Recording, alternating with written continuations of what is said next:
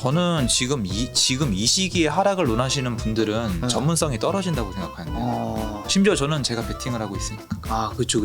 저 지금 작가님 저 그저께인가 어저께도 낙찰 받았어요. 서울의 아파트.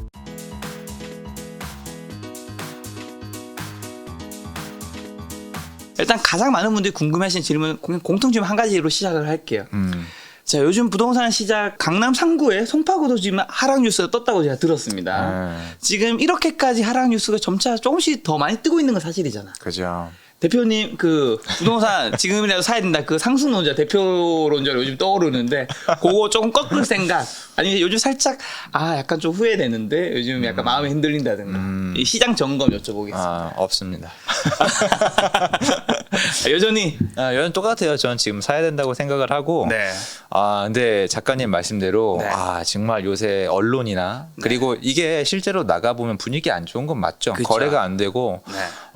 저도 매도가 안 돼요. 네. 저도 매도가 안 되고 그리고 전세 빼는 게 너무 힘든 시기이기도 하고 많은 분들이 시장에 공포감을 느끼고 있는 것도 맞아요. 그런데 제가 시장을 보는 어떤 요소나 어떤 철학과는 바뀔 수가 없는 게 전 열심히 해왔고 여기에 베팅을 해왔고 네. 그리고 이런 시장 저런 시장을 많이 봐왔기 때문에 지금 시장을 아마 많은 분들이랑은 좀 다른 시야로 보고 있는 것 같아요. 네. 그래서 저는 의견을 조금도 바꿀 마음이 없습니다. 알겠습니다. 의견을 조금 더 바꾸지 않으실 함태시 대표님과 이제 저희가 실시간 상담을 시작하도록 하겠습니다. 네, 지난 시간에 아마 현금 5천만 원 있으면 어디다 투자할 거냐 그런 질문에서 학장 질문인 것 같아요. 돈 더 빌려서 하신다고 했나요? 그때 그거였던 것 같아요. 제가 5천만 원 현금 있으면 어떻게 할 거냐 여쭤봤을 때 네. 그때 대표님께서 그러면 저는 일단 돈을 더 빌리겠다. 그래서 그 돈을 더 빌려서 어떻게 하셨을까? 요게 네. 많은 분들이 이게 재테크를 되게 기술적이고 되게 네. 약간 산수적으로 접근하려고 하시는데 네. 사실 제가 직접 겪어본 어떤 재테크의 영역은 사실은 인문학이나 철학이 되게 많이 들어가거든요. 그러니까 사실은 재미없기도 해요. 네. 근데 제가 하고 싶은 얘기가 뭐냐면요. 이게 정해진 게 없어요. 이게 저랑 지금 재테크 전략을 똑같이 짜시는 분들이 있을 수가 없는 게 네. 저는 예전에 직장 다 때려치고 했잖아요. 그리고 이제 저는 먹고 살 길이 딱히 뭐 이렇게 먹고 살 길이 없었던 건 아닌데 내가 이대로는 못 먹고 이게 이대로는 못 살겠다는 생각을 한 거잖아요. 그런 경우에 되게 처자식이 없는 상황에서 네. 난 이대로는 못 살겠다는 마음을 먹었잖아요. 그러면 사실 못할 게 없죠. 그런데 그렇게 못할 게 없다고 해서 그러니까 경제 공부가 안 돼 있는 상황에서 무조건적으로 무한대의 레버리지를 쓸 수는 없잖아요. 그러면 그때는 전 아마 많이 못 빌렸었을 거예요. 근데 지금 저는 최대 레버리지를 쓰려고 하는 편이에요. 왜냐하면은 수익을 낼 수 있다는 쪽만 바라보니까. 네. 그러니까 많은 분들이 저에 대한 얘기를 들으실 때 네. 이걸 알아두셔야 돼요. 저는 많은 분들이 저 만나면 그 얘기를 해요. 나는 공격적이다 라고 말씀을 많이 하시는데 실제로 만났을 때 이렇게 진짜 공격적인 분을 저는 많이 보진 못하거든요. 근데 저 같은 경우에는 이게 재테크를 하거나 뭔가 투자를 하면은 잃을 수도 있다는 걸 굉장히 잘 알아요. 굉장히 잘 알고 있기 때문에 저는 잘해서 벌자는 쪽으로 많이 집중을 하잖아요. 네. 근데 많이 벌자란 입장인데 레버리지를 많이 쓸수록 벌 수 있는 게 커지잖아요. 그럼 이쪽으로 쏠리는 거예요. 당연히 잘못되면 망한단 말이에요. 네. 그래서 망하는 부분에 대해서 신경을 많이 쓰시거나 망하는 부분에 대해서 좀 이제 걱정이 많이 되시는 분들은 네. 레버리지를 줄이시는 게 좋아요. 근데 저 같은 경우에 지금 제가 아마 옛날에 질문하셨던 게 지금 옛날로 돌아간다면이잖아요. 네. 그러면 저는 그냥 최대한 쓰죠. 풀로 쓰죠. 이렇게 얘기를 하기 때문에 제 채널의 성격을 정하고 제가 움직이는 거잖아요. 저부터가 만약에 되게 조심스럽게 하고 투자를 하지 않으면서 여러분한테 부동산 얘기를 해주면 사실 그게 앞뒤가 잘 안 맞는다고 저는 생각을 하는 거거든요. 근데 저는 좀 가능하면 네. 해보자는 쪽이에요. 굉장히 해보자는 쪽이거든요. 그러니까 이제 요런 질문을 주실 때 자기가 지금 어떤 상황이고 내가 레버리지에 대해서 어떤 성격을 가지고 있는지에 대해서 아셔야 돼요. 그렇죠. 네. 지금 마침 하늘호수님께서 나이가 든 사람은 좀 빌려서 하면 너무 위험하지 않을까요? 그렇죠. 네. 가능하죠. 그리고 그렇죠. 생각을 해보시면 네. 저보다 나이가 많은 분이 어떤 상황이고 얼마의 돈이 필요하고 네. 이런 걸 제가 모른단 말이에요. 저는 제가 아는 한도 내에서 말씀을 드리기 때문에 본인 상황이 레버리지를 쓴 다음에 잘못될 것 같다. 나는 버틸 수가 없을 것 같다. 이러면 당연히 안 하시거나 이제 그거 하시는 게 맞아요. 그래서 제가 작가님이랑도 그때 말씀드린 다음에 아마 서로 그러니까 좀 끄덕끄덕 해주신 부분인데 네. 짧게 말씀을 드릴게요. 저는 월급으로 제가 원하는 인생을 못 산다고 결론을 내렸어요. 그렇죠. 근데 사람들이 이 다음이 없어요. 어떡할 건데요? 어떡하지? 방법이 없잖아요. 그럼 네. 투자해야 되잖아요. 그쵸. 그럼 투자할 때 많이 벌려면 시드머니가 많아야 되는 건 분명히 알고 계시잖아요. 너무 당연하죠. 그렇죠. 시드머니를 늘릴 수 있는 방법이 뭐가 있어요? 대출밖에 더 있습니까? 네. 부동산은 전세도 있죠. 근데 봤잖아요. 나 월급 모아서 내가 원하는 인생을 못 산다면서요. 네. 근데 많은 분들이 이게 아니라니까요. 제가 자꾸 강조드리는 게 제 네. 앞에서는 난 지금 인생이 마음에 안 든다. 난 월급 가지고는 안 되겠다는 얘기 하시면서 네. 또 거꾸로 레버리지 쓰세요. 전세 끼고 사세요. 그럼 뭐라 그래요? 위험한데. 위험한데. 그럼 솔직히 죄송한데 안 간절한 거잖아요. 그렇게 볼 수 있죠. 저는 그래 보이거든요. 네. 근데 저는 말씀드렸잖아요. 저는 이렇게 하기로 했다고. 네. 그래서 저는 레버리지를 풀로 쓰는 이유가 네. 여러분이 생각하는 것처럼 시장을 딱딱 미래에서 온 사람이 아니잖아요, 제가. 네. 그러니까 시장을 잘 맞추고 너무 잘해서 레버리지를 쓰는 게 아니라 저는 한 번을 하더라도 제대로 하고 싶은 거예요. 근데 지금 제대로 할 만큼 경험이 쌓여 있거든요, 저는. 그러니까 레버리지를 저는 최대한 빌려 쓰는 건데 얼마까지 빌려서 어떻게 하실지에서 얼마까지는 개인마다 달라요. 지금 대출 상담이 어려울 정도로 사람마다 대출 금액이 다르거든요.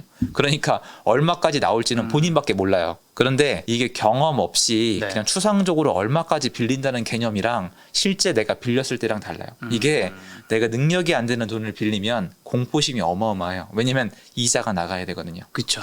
그리고 어떻게 하실지는 말씀드렸잖아요. 지방에 가서 전세 끼고 네. 산다고. 전세 끼고 살 때 내가 빌린 금액의 이자나 그리고 세금에 대한 부분을 계산을 하고 그건 돈을 빼놔야겠죠. 그리고 사고 팔고 해야죠. 한마디로 그 레버리지는 내 실력이 크기만큼 그쵸. 어떻게 보면 빌릴 수 있는 걸 내가 수도 있겠네요. 각오가 돼 있는 만큼. 미래가치님께서 안녕하세요. 지금 현금이 필요해 집을 팔려고 내놨는데 안 팔리네요. 요즘 거래량이 굉장히 줄어들었잖아요. 아, 요새 거래량 정말 적어요. 서울이 지금 1,500건 밑으로 내려와 있는데 개인적으로 제가 플레이하면서 정말 이게 보기 드문 케이스입니다. 이게. 네. 정말 드문 케이스인데 신기하게 보고 있습니다. 지금 안양시 동안구이신가 봐요. 10월까지는. 네. 10월까지? 올해 10월 말씀하신 거 네. 아니네요. 그리고 여기가 또 입주도 있었기 때문에 네. 요새 여기뿐만이 아니고요. 네. 제가 지금 내놓은 게 저도 다 안 팔립니다. 모름공장이 이 상황이면 어떻게 하실까요? 가격을 더 내리는 게 좋을까요? 아니면 지금 똑같은 가격에 그냥 좀 기다려볼까요? 10월까지는 팔고 싶다고 하셨는데 10월까지 여유가 있으면 전 지금 안 팔고 나중에 팔죠. 왜냐면 지금 나중이라면 대선 이후? 저는 대선 자체를 그렇게 크게 안 봐요. 많은 분들이랑 정말 의견이 다른 부분인데 네네.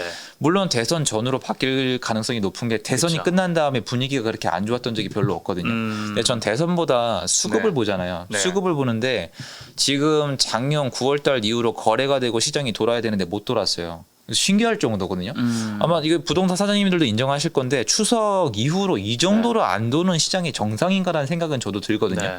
근데 그때 집을 사야 되는 분들이 안 사고 요번까지 지금 왔단 말이에요. 네. 그러면은 어떻게 생각해 보면은 언젠가는 이 수요를 시장에서 소화를 시켜줘야 되는데 네. 이분들이 지금 버티고 있단 말이에요. 갱신권을 그렇죠. 쓰거나 이사를 안 하거나 그냥 안 사거나 미루고 있는데 이분들이 다시 시장에 나오는 시점이 중요한 건데 이분들이 시장에 다시 나오는 그 계기가 대선이 끝난 거라면 그럴 수도 있겠지만 저는 그분들이 대선이 아니더라도 시간의 차이일 뿐 나올 거라고 생각을 하고 있는 거거든요. 그런데 지금 이번 정부의 정책 이후로 네. 6월 달 이후에 시장이 좀 거래가 되거나 아니면 호가가 올라가는 현상이 있었거든요. 세금 때문에 그렇겠죠. 종부세가 굉장히 치명적이니까. 그래서 6월 달 이후에 또 분위기 반등을 한번 노릴 수도 있고 지금 보시면은 대선 끝난 3월 이후에 한번 네. 6월 달 이후에 한번 노릴 수도 있고 그뿐만 아니라 계약갱신 청구권 임대차 입법 사법이 2020년도 7월에 통과되고 2년 이후인 2022년 7월이 올해예요. 네. 많은 분들이 지금 잠잠하니까 아무 감이 안 오시는데 네. 전세에 대한 문제가 해결이 된 게 없고 전세 문제가 올해의 이슈로 떠오를 거예요. 그러면 안양시 동안구도 입주가 있었지만 10월 달로 가면 갈수록 7월 달부터니까 세네 달 전에 움직인다고 치면 올해 3월 4월부터는 전세입자분들이 어떤 불안심을 느끼거나 높아진 가격에 계약을 못하는 분들이 나올 거란 말이에요. 이분들을 시장에서 소화시켜주지 못하는 시점이 3월 달 이후로 나올 수 있기 때문에 10월까지 있으시면 지금 굳이 가격을 낮춰서 팔 필요는 없다고 봐요.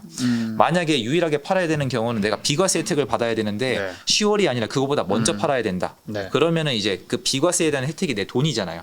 그걸 계산한 다음에 난 지금 파는 게 좋겠다. 이 생각이 들면 그건 가능하겠죠. 근데 저라면 지금 안 팝니다. 네, 저라면 지금 안 판다고 하십니다. 네. 하지만 일단 그 상담 주신 분도 네. 의견은 꼭 참고만 그 의견대로만 꼭 하시면 안 돼요, 여러분. 자, 페이스파인더님이 네.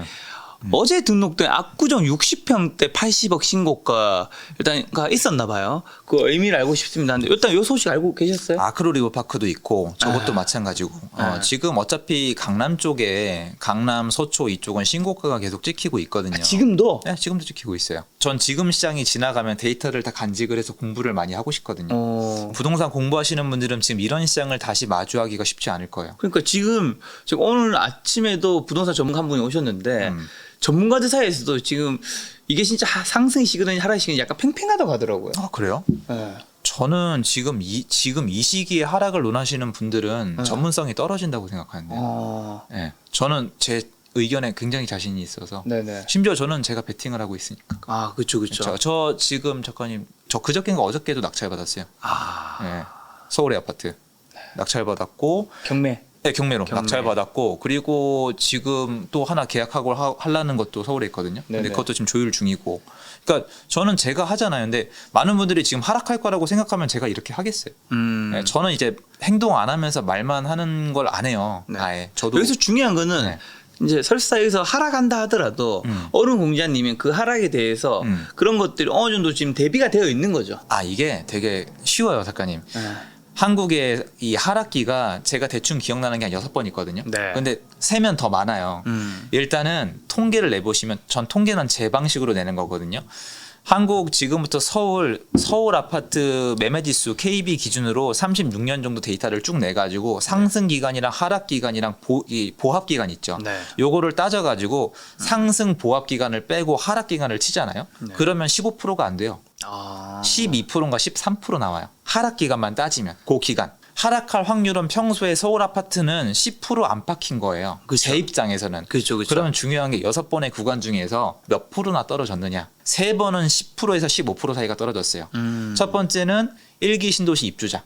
89년부터 그렇죠, 92년. 그렇죠. 예, 그리고 두 번째는 IMF. 네. 그다음에 2010년도부터 2015년도까지 국제금융위기 이후에 뭐 아시겠지만 보금자리, 그 혁신도시, 기업도시, 그리고 전세로 사람을 빼고 막 귀농정책 펼치고 이런 시기가 있어요.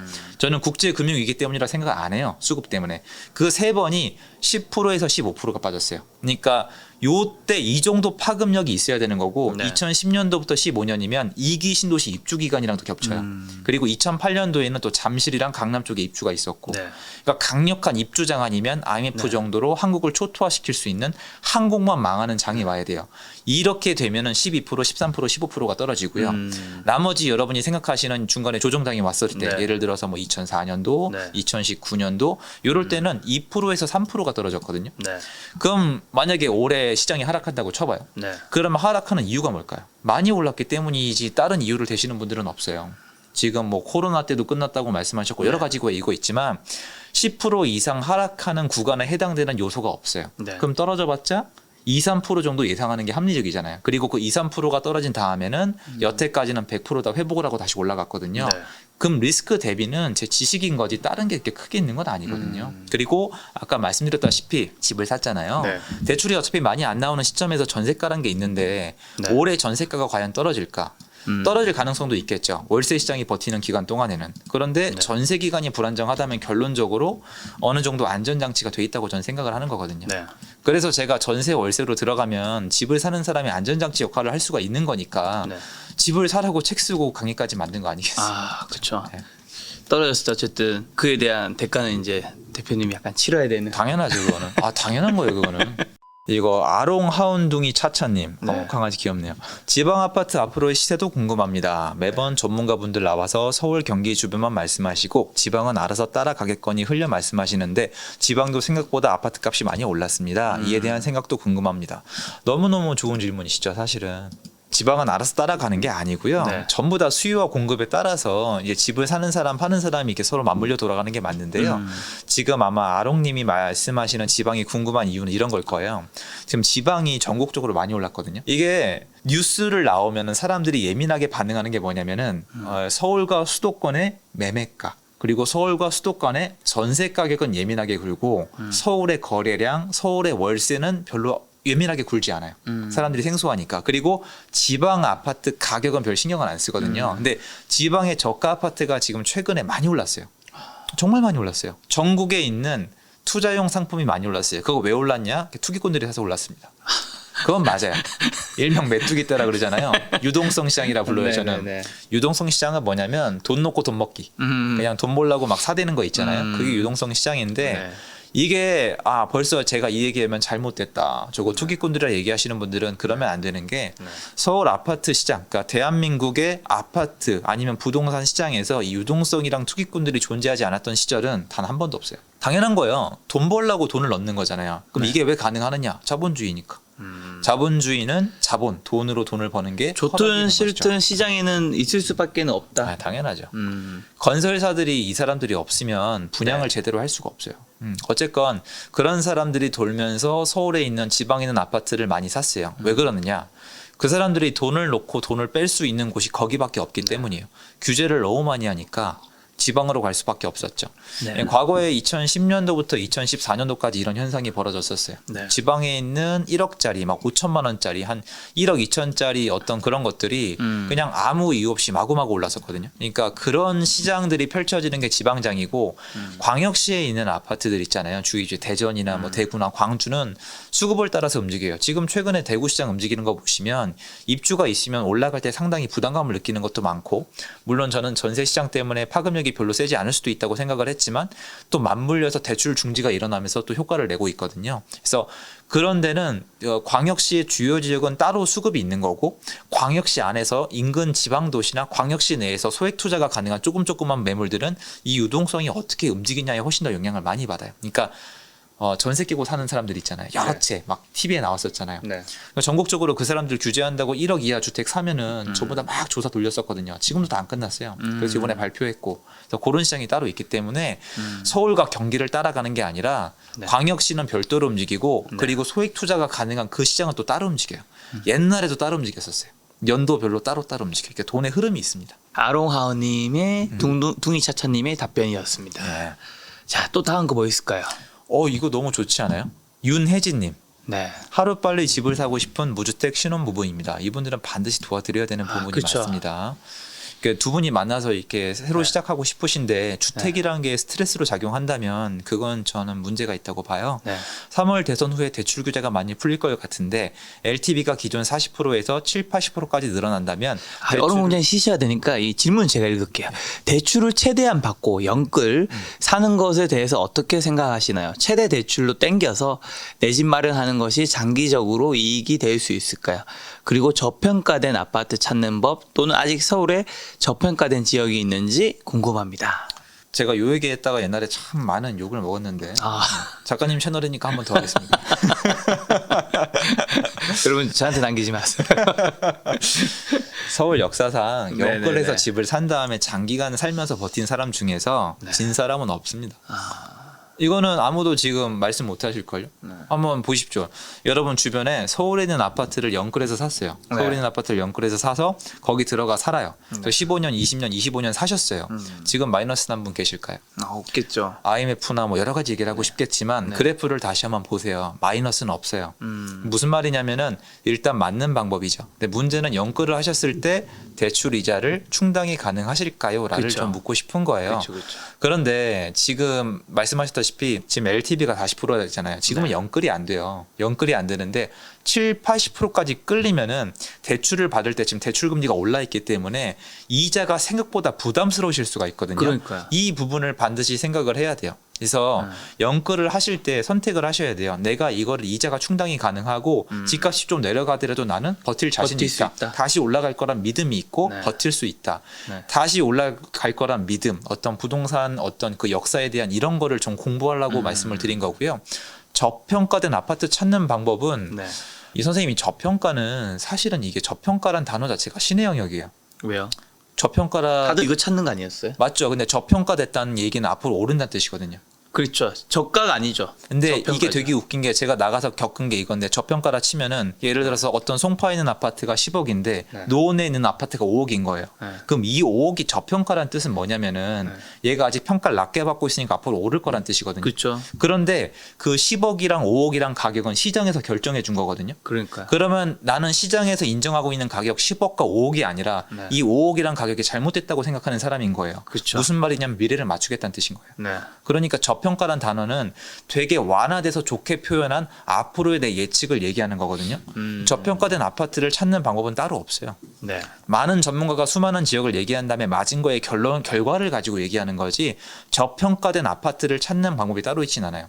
왜냐하면은 심지어 지하철이 개통한 다음에도 오르지 않는 경우가 많고, 여러분 그 얼마 전에 작년 말에 월드컵대교 개통했거든요. 네. 저기 마포구 쪽에 건너가면 목동이죠. 네. 목동이랑 그리고 저기 마포구 상암동에 월드컵대교 개통했잖아요. 네. 그 사람들이 월드컵대교 개통한다고 막 신났었거든요. 가격 지금 내려갔어요. 무슨 말이냐면 9호선 오픈할 때도 7호선 오픈할 때도 어떤 호재가 있어도, 그러니까 네. 이런 거예요. 여기는 지하철이 없는데 지하철이 개통되면 오를 거니까 저평가됐습니다. 네. 그거는 내가 정하는 게 아니에요. 시장이 정하는 거지. 그런데 저가 하고 싶은 얘기는 내가 지금 가서 살 수 있는 아파트가 있는 지역을 찾는 게 되게 중요하잖아요. 지금 내고가 되고 전세가 좀 소화가 되고 있고 내가 지금 여기 가서 사놓으면은 상대적으로 네. 서울 지도를 펼쳐놓고 여태까지 퍼센테이지를 매겼을 때 네. 지역마다 아파트 가격의 갭이란 게 있잖아요. 네. 어떤 차이가 있잖아요. 네. 근데 이게 한꺼번에 다 오르는 게 아니라 순차적으로 오른단 말이에요. 요번에 시장도 보면은 아시겠지만 쭉 봤을 때 서울이 강남이 먼저 오르고 마용 성광이 오르고 그리고 노도광이 올랐잖아요. 이런 식으로 순차적으로 옛날 통계를 했을 때 뻗쳐나가는 방향이 있단 말이에요. 이럴 때는 그 다음 이 흐름이 어디로 갈지 맞출 수가 있겠죠. 그러니까 그런 경우에 저평가를 말씀하시는 거라면은 네. 그거는 자기가 전국에 대한 가격을 다 꿰뚫고 있어야 돼요. 그러니까 옛날에 서울 아파트의 지도가 이 순이나 이런 게 네. 그 이런 거나 똑같아요. 그 단편적으로 강남구에 있는 아파트가 비쌀까요? 아니면은 네. 마포구에 있는 아파트가 비쌀까요? 강남구요. 그렇죠. 그러니까 강남구가 더 비싸잖아요. 네. 이거를 세분화시키는 거예요. 강남의 어느 아파트가 얼마인데 강남 내부에서도 가격의 격차가 있잖아요. 네. 그러니까 이렇게 비교가 돼 있는데 어느 순간 아무 이유 없이 이게 역전이 돼 있는 거예요. 그러면 당연히 다시 뒤집어질 확률이 높아요. 왜냐하면 평소에 비쌌다는 건 평소에 그 사람들이 거기를 그만큼 좋아했었다는 뜻이거든요. 그리고 이제 전국을 쭉 다니면서 그런 아파트들이 상대적으로 여기가 덜 올랐다. 그리고 앞으로 상틀 여력이 남아 있다. 네. 이런 아파트들을 직접 하나하나 캐치를 해내셔야 되는 거거든요. 네. 그래서 저평가된 아파트 찾는 방법은 지금 제가 말씀드렸다시피 제일 쉬운 거는 서울에 있는 아파트의 시세를 평소에 다 외우고 있다가 지금 현장이랑 비교를 하면서 옛날과 흐름이 깨진 곳을 찾는 거예요. 그런 거. 제 책에 나와 있는 지역들도 그렇게 네. 제가 직접 가서 이게 솔팅이 된 거거든요. 네. 그래서 되게 힘든 부분을 말씀하시는 거예요. 되게 힘들고 되게 오래 걸리는 부분을 얘기하시는 건데 네. 저거 말고도 방법은 여러 가지가 있거든요. 옛날에 상승의 흐름, 그러니까 상승기에 저평가된 아파트를 찾는 방법이 따로 있고 네. 하락기에 또 따로 있고 보합기에 또 따로 있거든요. 근데 지금같이 보합돼 있는 경우에는 저평가된 아파트가 뭐냐 이거예요. 진짜 급매를 거래가 가능한 지역을 찾는 게 좋아요. 지금 시기에는 올라갈 때는 순차적으로 올라가니까 이미 오른 곳이 아니라 다음 오를 곳. 하락기 때는 제일 많이 하락한 곳을 경매로 잡는 게 제일 저평가되겠죠. 네. 이런 식으로 좀 다릅니다. 알겠습니다. 윤혜진 님에게 답변이 되셨길 바라고요. 네. 저한테 질문 남겨주신 게 있어서 얼음 공장 잠깐 쉬실 겸 파인만 님께서 김 작가님이 유주택자로 전향한 이유가 궁금합니다. 요거와 또 최근에 이제 댓글을 굉장히 그게 많이 달리더라고요. 어떻게 하다 보니까 저도 뭐 그분을 일부러 그렇게 한 건 아닌데 상승을 얘기하신 분이 최근에 좀 더 많이 출연하셨거든요.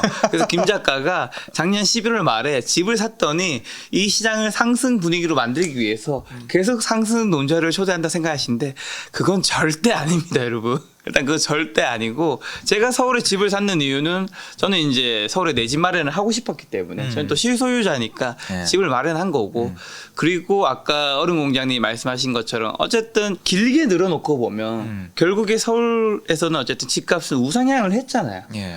그리고 제가 그 집값에 완전 그 사람들은 어쨌든 바닥을 잡고 싶어 하는데 네. 그걸 잡는 게 생각보다 저는 굉장히 힘들다고 생각을 해서 그냥 지금 사면 어차피 제가 뭐 거기에 5년 10년 뒤에 팔 것도 아니고 좀 더 길게 있다 팔 생각이기 때문에 어차피 그래서 샀다. 그렇죠. 그게 제일 솔직한 답변입니다, 여러분. 너무 좋은. 바닥 맞출 수 있으면 저도 네. 주식할 것 같아요. 네. 그리고 굉장히 포스님 김 작가님 어디에 사셨나요 하는데 어느 지역인지는 제가 좀 저희 프라이버시이기 때문에 그렇죠. 말씀드릴 수 없다는 점. 이것도 잘못 말씀하시면 지역 밀기 됩니다. 네. 이거 예민한 것이기 때문에. 자, 다음 질문으로 넘어가도록 하겠습니다.